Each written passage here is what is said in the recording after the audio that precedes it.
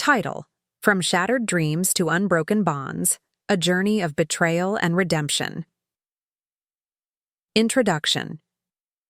A soft piano melody plays, the screen fading in to reveal a serene countryside estate bathed in the golden light of dusk.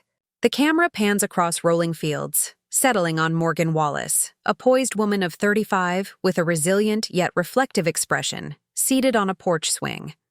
Her eyes carry the weight of experience, but there's a spark of hope in her smile. Morgan, voiceover. My name is Morgan Wallace. At 35, I believed I had my life mapped out. A loving marriage to an aspiring artist, a stable career to support his dreams, and a future built on shared sacrifices and quiet joys. But life has a way of rewriting our stories in ways we could never anticipate. In the span of a few months, I inherited $11 million from an uncle I barely knew, survived a catastrophic car accident, and faced a betrayal so profound it shattered everything I thought I knew about love and trust. Yet, from the ashes of that devastation, I found something, or rather someone, I believed I'd lost forever. This is the story of how my world collapsed and how, against all odds, it was rebuilt into something more meaningful than I ever imagined. If you're watching, please hit like, subscribe, and let me know where you're tuning in from as I share a journey of loss, betrayal, and the unexpected gift of redemption. Chapter 1: A Distant Uncle's Legacy. The screen transitions to sepia-toned images of a grand Victorian estate, its sprawling lawns dotted with ancient oaks. A young girl, no older than 8, runs through the gardens, her laughter echoing. The scene shifts to Morgan in a hospital bed, her expression distant as she recalls the past. Morgan, voiceover. Uncle James was a figure from the periphery of my life, a man whose presence was as enigmatic as it was fleeting. My father's older brother, he was a self-made millionaire who had built a real estate empire in our small, tight-knit town. His name was synonymous with success, whispered with a mix of awe and envy at local gatherings. But a bitter feud over the family business had severed their bond decades before I was born, leaving a chasm that our families rarely crossed. My memories of Uncle James were few but vivid, brief visits to his countryside estate as a child, where the world seemed to expand beyond the confines of our modest home. Footage shows a grand library, shelves lined with leather-bound books, a young Morgan tracing her fingers over their spines. During those visits, Uncle James would guide me through his collection of rare books, each one a portal to a different era or adventure. He'd sit me down by a roaring fire, his deep voice weaving tales of his business ventures across Europe and Asia, stories of negotiations in bustling markets, of buildings rising from empty lots, of risks that paid off against all odds. To a child, it was magic, a glimpse into a world far larger than my own. But those moments were rare, overshadowed by the family's unspoken rule. We didn't talk about Uncle James. Cut to a close-up of an old birthday card, its edges worn, the handwriting elegant and precise. As I grew older, Uncle James faded into the background of my life. I went to college, moved to the city, and built a career, assuming our connection was little more than a childhood memory. Then, out of the blue, the birthday cards began arriving. Simple at first, they carried brief updates about his life, new projects, travels, or the changing seasons at his estate. Occasionally, he'd ask about my work, my dreams, my plans. I'd respond politely, keeping my replies short, unsure how to bridge the gap created by years of family silence. What I didn't realize was that those cards were his way of reaching out, of building a connection with the niece he barely knew but quietly admired. Footage shifts to a hospital room, an older man lying frail in bed, his face etched with illness but his eyes bright with recognition.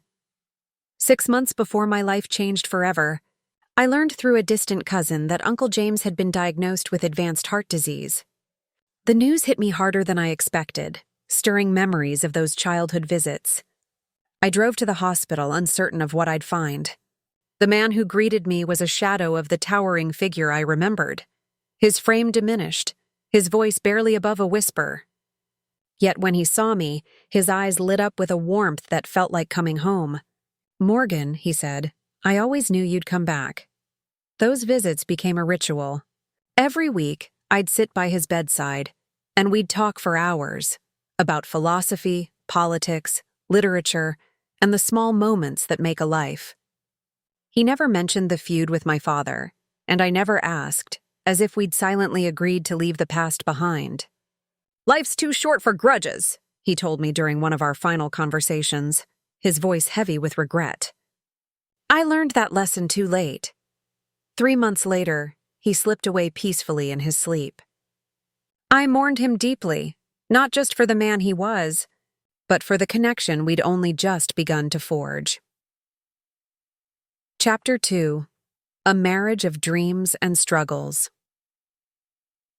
The screen shifts to a vibrant art gallery, walls adorned with bold abstract paintings. A younger Morgan, notepad in hand, interviews a charismatic artist with tousled hair and a magnetic smile. The chemistry between them is palpable. Morgan, voiceover.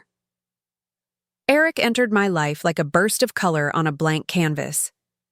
7 years ago, I was covering an art exhibition for a local lifestyle magazine when I met him. A featured artist whose abstract paintings drew crowds and sparked lively debates. He spoke with a passion that was infectious, his eyes alight as he described his work. "Art is about seeing the world differently," he told me during our interview, "finding beauty in the chaos of life." I was captivated, not just by his talent, but by the way he seemed to live so fully in every moment. Footage transitions to a small, cozy apartment filled with art supplies, paint-splattered canvases leaning against walls. Morgan and Eric laugh over a shared meal, their hands brushing as they pass dishes. We fell in love quickly, our days filled with late-night conversations about art, dreams, and the future. Within a year, we were married in a small ceremony at a local park, surrounded by close friends and family. It wasn't lavish, our budget didn't allow for that, but it was perfect in its simplicity. Eric was determined to make it as an artist, to see his work in major galleries, to leave a mark on the world. I believed in him, in us, and I wanted to support his dream in any way I could. Cut to Morgan at a desk in a busy advertising agency, her eyes tired but focused as she types. To keep us afloat, I left journalism for a more stable job at an advertising agency, crafting copy for campaigns while Eric chased galleries and commissions. Our life wasn't glamorous, but it felt purposeful. We lived in a modest apartment, saved where we could, and dreamed of a day when his art would take off. I'd come home to find him painting late into the night, his hands stained with color, while I edited ad copy by lamplight. We were partners, each carrying our share of the load, building a future together. Footage shifts to a darker tone, Eric pacing the apartment, his expression stormy. Morgan looking concerned, but over the last 2 years, cracks began to form. Eric's career stagnated, his submissions rejected by gallery after gallery. The constant rejection seemed to chip away at him, turning the passionate artist I'd fallen for into someone moody and distant. He'd disappear for hours, claiming he was networking or needing space to think. When I asked about his whereabouts or our dwindling bank account, he'd snap, dismissing my concerns with a curt, "You don't understand the artistic process." Expensive art supplies piled up, projects were started but never finished, and our once close partnership began to feel like a one-sided burden. Chapter 3: The Inheritance That Changed Everything. Footage shows a sleek law office, sunlight streaming through tall windows. A will slides across a polished desk, Morgan's hands trembling as she reads it. Morgan, voiceover. The call from Benjamin Harrison, Uncle James's attorney, came on an ordinary Tuesday afternoon. I was at work juggling deadlines when he asked if I could meet him that day. I assumed it was about a small memento, a book perhaps, or a letter from Uncle James. Nothing could have prepared me for what came next. Sitting across from Benjamin in his office, I watched as he slid Uncle James's will across the desk. My uncle had left me everything, his entire estate, valued at $11 million, along with his sprawling countryside property. Cut to a close-up of a handwritten letter, the camera lingering on Uncle James's elegant script. Attached to the will was a letter in Uncle James's handwriting. "Dear Morgan," it began, "if you're reading this, I've moved on to whatever comes next. I've watched you grow from afar, admiring your determination and kind heart.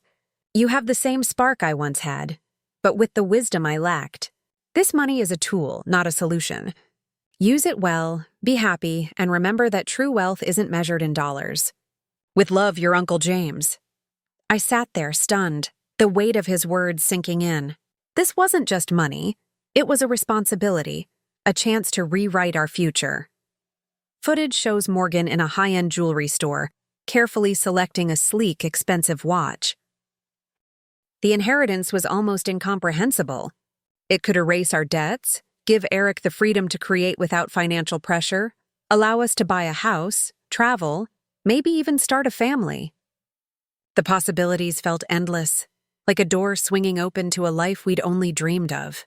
On my way out of Benjamin's office, I stopped at a jewelry store and bought a luxurious watch for Eric, a symbol of the new chapter we could begin together. I decided not to tell him over the phone. News this big deserved a proper moment, a celebration. I called him anyway, unable to contain my excitement, saying I was coming home early with good news. His response was clipped, distracted. "I'm in the middle of something, Morgan," he said. "A new art project. Very experimental." I pushed past the sting of his tone, assuring him I'd be home soon. "Fine," he said. "Just don't expect much reaction. I'm in my creative zone." I hung up, deflated but still hopeful, certain the inheritance would change everything. Chapter 4. The Crash That Shattered My World. Footage shifts to a rainy highway, headlights cutting through a light drizzle. A reenactment shows a semi-truck swerving, its trailer jackknifing, a car spinning violently. Morgan, voiceover. The rain had just started as I pulled onto Highway 65, a light drizzle making the road shimmer under the afternoon sun. An upbeat song played on the radio, matching my mood as I mentally rehearsed how I'd share the news with Eric. I imagined making him close his eyes, placing the watch in his hands, then watching his face light up as I told him about the $11 million. The stress of recent years would melt away, replaced by the freedom to chase our dreams without fear. I was so lost in these thoughts that I almost missed the moment everything changed. Cut to a dramatic reenactment of the crash. Metal crunching, glass shattering, the watch box flying open.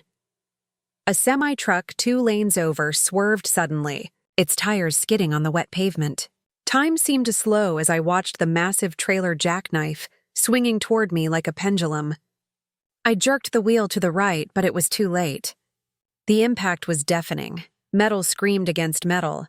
My car spun violently, and the airbag exploded into my face with shocking force. Through the chaos, I saw the watch box fly open, the expensive timepiece sliding across the dashboard in slow motion.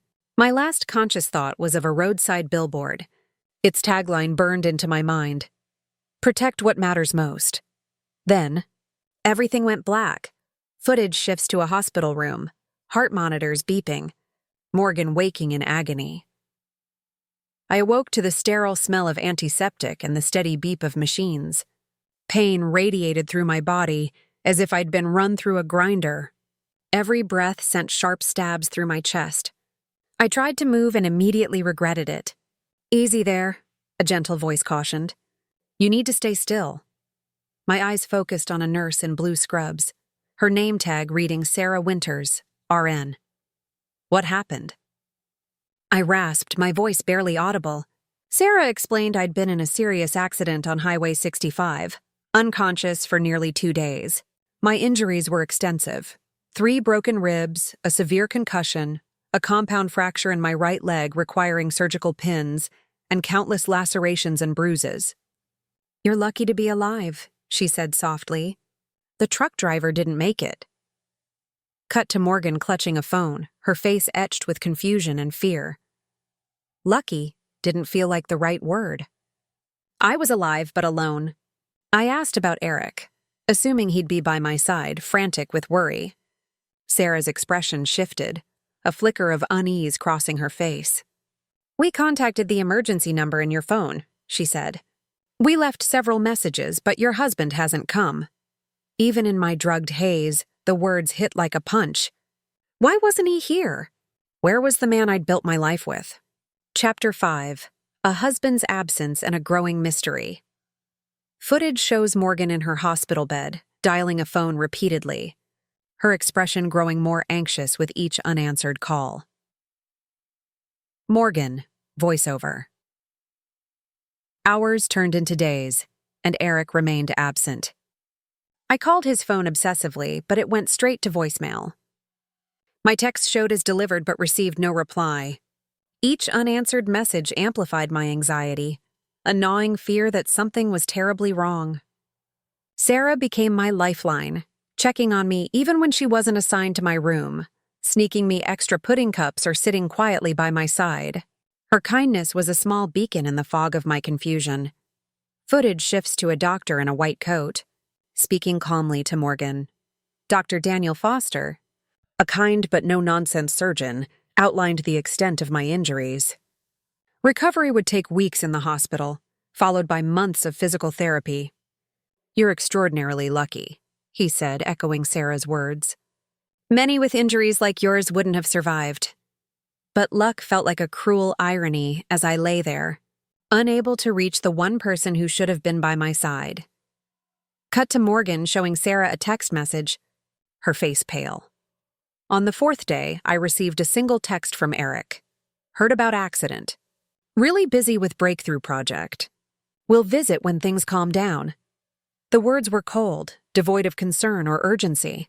No questions about my condition, no offer to help. Just a dismissal. Sarah frowned when I showed her the message. "That doesn't sound right," she said. "Do you have friends who could check on him?" I called my friend Melanie, but her voice was strange, evasive. When I pressed her about Eric, she changed the subject, promising to visit soon but offering no real answers. Footage shows Morgan scrolling on a tablet, her expression shifting from curiosity to horror. Using Sarah's tablet, I checked Eric's social media and found something that made my blood run cold. He'd checked in at Artemis Gallery, an exclusive venue known for its wealthy patrons, with a caption about celebrating new beginnings. In the photo, his arm was around a slender woman with dark hair, both of them holding champagne glasses, looking like a couple who'd known each other far longer than the week I'd been in the hospital. My hands shook as I called his number again. This time he answered, music blaring in the background. "Eric, I'm in the hospital," I said, my voice trembling. "I've been here for a week."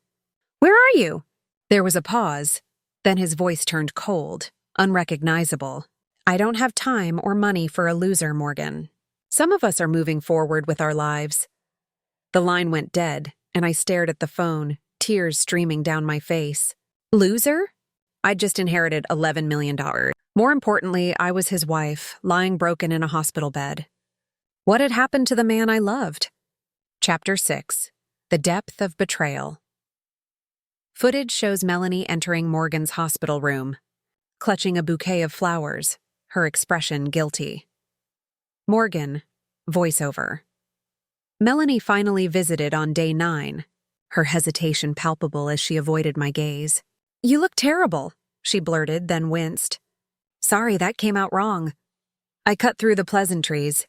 "Why have you been avoiding me? What's going on with Eric?" She fidgeted with her wedding ring, her voice barely above a whisper. "He's with someone else now. A woman named Vanessa Laurent, an assistant at the Hayward Gallery. They met about 3 months ago." My heart sank, but her next words were a knife to the chest. "He's been telling people you didn't survive the accident. He held a small memorial at your apartment last week." Footage shifts to a reenactment of a somber gathering. Eric playing the grieving widower, accepting condolences. The room seemed to tilt. Eric had declared me dead while I lay fighting for my life. He'd changed the locks on our apartment, blocked my social media accounts. Melanie, tears in her eyes, showed me a photo on her phone. Eric with Vanessa, their smiles radiant at an art gallery opening. Vanessa's face triggered a strange sense of familiarity. She was younger, maybe mid-20s, stylishly dressed, but her features, her eyes, the shape of her nose, echoed my own in a way I couldn't place. Then Melanie dropped another bombshell. People are saying they got married last weekend. A quick ceremony at the courthouse.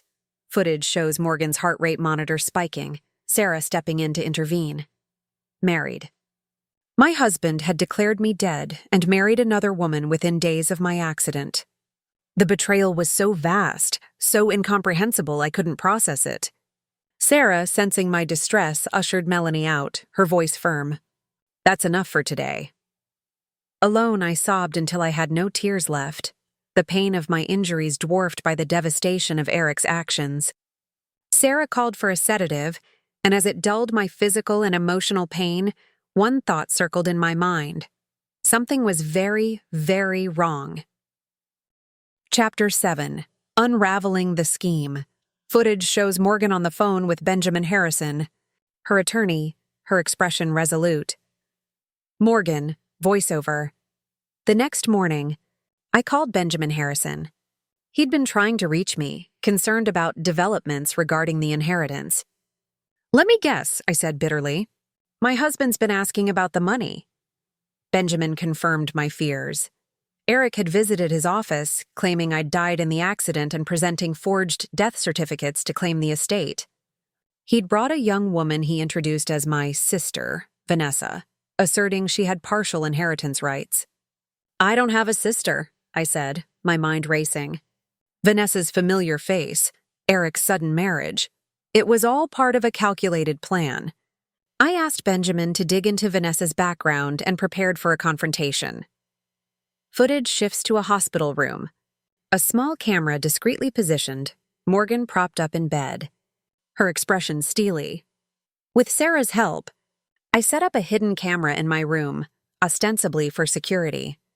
Using Melanie's phone, I sent Eric a text. I know about the inheritance. Morgan's awake and remembers everything. You need to fix this before she talks. His reply came within minutes. We'll handle it today. Delete this message. They were coming, and I was ready to face them. Chapter 8. The Confrontation. Footage shows Eric entering the hospital room. Dressed in an expensive blazer, his demeanor confident but strained. Vanessa lingers behind him, partially hidden. Morgan, voiceover.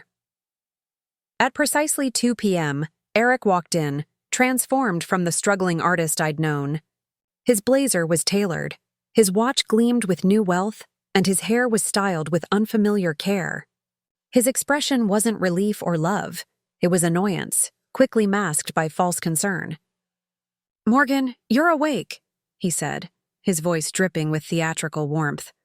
We've been so worried, I asked. We? He gestured to the doorway where Vanessa stepped forward, her face still obscured by shadow. Cut to a reenactment of Eric presenting papers. His smile calculated. Eric produced a stack of papers, claiming they were to authorize him to manage my affairs while I recovered. The doctors say your memory might be affected, he said smoothly. So many things have happened while you've been unconscious. I kept my voice steady. Like you telling everyone I was dead. His step faltered, but he recovered, blaming a misunderstanding and my grief-stricken state. I pressed further, mentioning the new apartment, the gallery celebrations, the marriage license. His eyes narrowed, his tone patronizing. You've been listening to gossip, darling. Not good for your recovery. Footage shows Benjamin emerging from the corner, holding a tablet.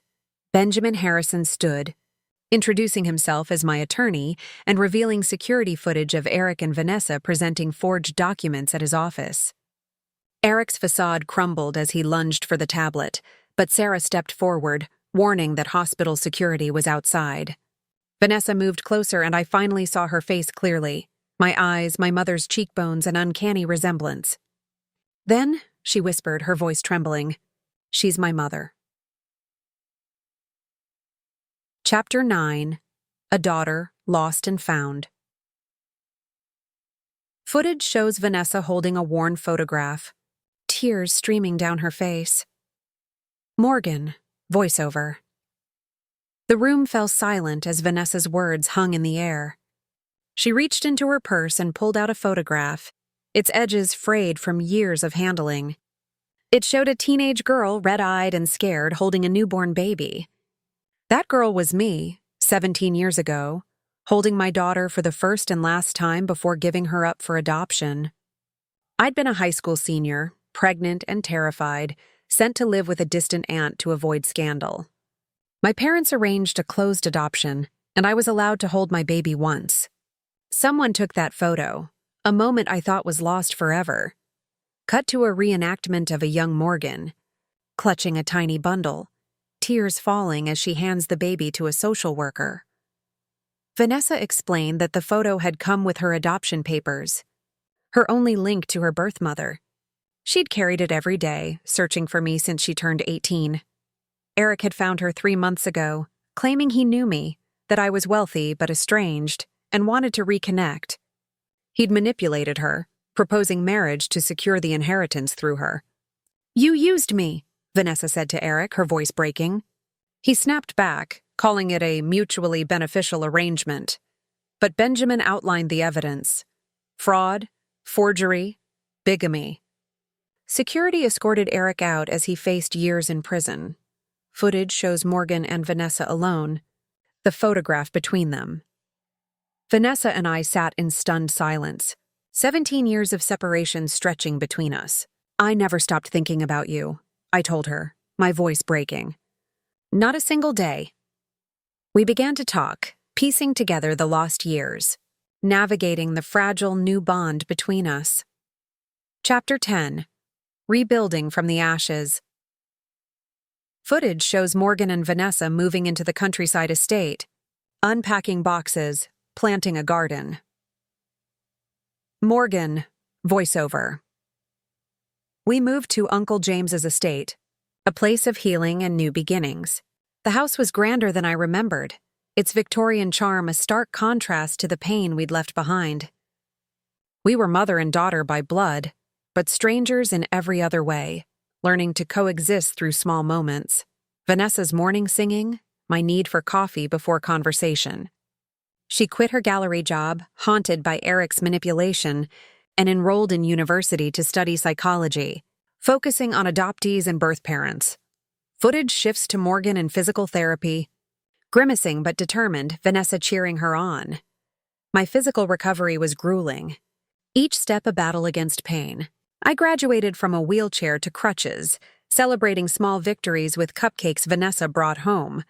Emotionally, we leaned on Dr. Jessica, my hospital psychologist, who guided us through the complexities of our reunion.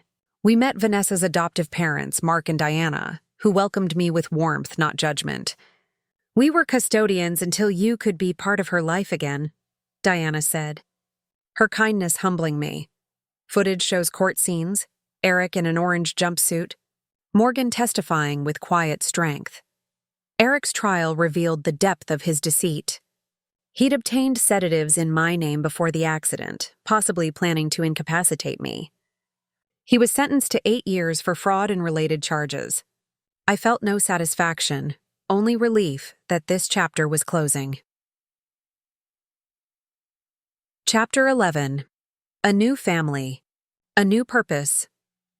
Footage shows Morgan and Vanessa on the estate's porch, watching a sunset, laughing over a shared joke. Morgan, voiceover. A year after the crash, we hosted a gathering at the estate. Sarah, Benjamin, Detective Jennings, Dr. Jessica, Melanie, and Vanessa's parents. These were the people who'd carried us through the darkness, now sharing in the light. I toasted to unexpected journeys and the people who help us navigate them. Vanessa and I had built a bond forged in pain but rooted in choice. A family expanded by her adoptive parents' generosity. Footage shows Morgan writing at a desk, pages scattered, a garden blooming outside. I began writing, turning my story into a novel, a cathartic act of transforming pain into purpose. The inheritance funded a foundation in Uncle James's name, supporting young mothers and ethical adoptions. Vanessa thrived in her studies, her passion for helping others mirroring my own desire to find meaning in our journey. Final shot. Morgan and Vanessa under the stars, the estate glowing behind them. The crash broke my body but healed my heart. Eric's betrayal exposed his true nature but reunited me with my daughter. True wealth isn't the millions in my account. It's the connections we've built, the love we've chosen. Have you ever turned betrayal into something beautiful? Share your story below, and if this resonated, subscribe and share. Sometimes our greatest strength rises from our darkest moments. Music swells, the screen fading to black with text. Thank you for joining my journey. Subscribe for more stories of resilience and second chances.